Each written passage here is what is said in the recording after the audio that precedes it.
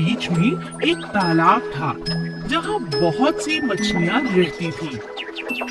बहुत गर्मी पड़ने के कारण तालाब सूखने लगा था। अब हमारा तालाब सूखने लगा है, क्या करें जिससे हमारी जान बच सके। अब हमें कम पानी में ही जिंदा रहना होगा और जंगल के बाकी जानवरों को यहाँ से पानी पीने से मना करना होगा। अगर सारा पानी खत्म हो गया तो हम मर जाएंगे। सभी मछलियाँ आपस में बात करती और सोचने लगती कि क्या किया जाए। अब जो भी जानवर आता मछलियाँ उसे भगा देती। चले जाओ यहाँ से पानी मत पियो। सारा पानी तुम ही पी जाओगे तो हम जिंदा कैसे रहेंगे।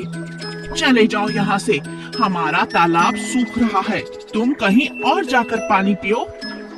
ये तालाब जंगल का है, इस पर सबका अधिकार है। मैं कहीं और क्यों जाऊं? मैं यहीं से पानी पीऊंगा। पानी पीते हुए हाथी ने कहा। एक दिन जब जंगल का राजा शेर वहाँ पानी पीने आया तब मछलियों ने सारी बात शेर को बताई। अब आप ही बताइए, अगर ऐसा ही चलता रहा तो हम कहाँ जाएंगे, हम कैसे जी पाएंगे। हमारे मना करने के बाद भी सभी जानवर यहीं आकर पानी पीते हैं।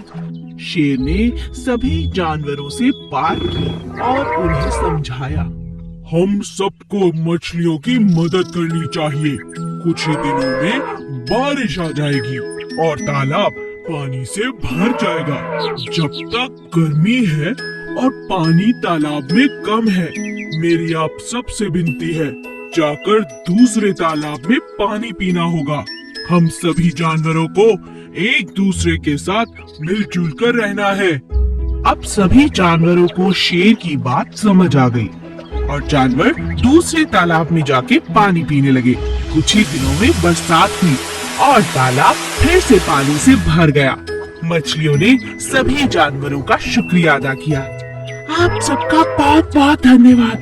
आप सबको हमारी वजह से दूर तालाब जाकर पानी पीना पड़ता था, लेकिन अब आप सब यहीं आकर पानी पी सकते हैं। शेर राजा, आपका बहुत बहुत शुक्रिया।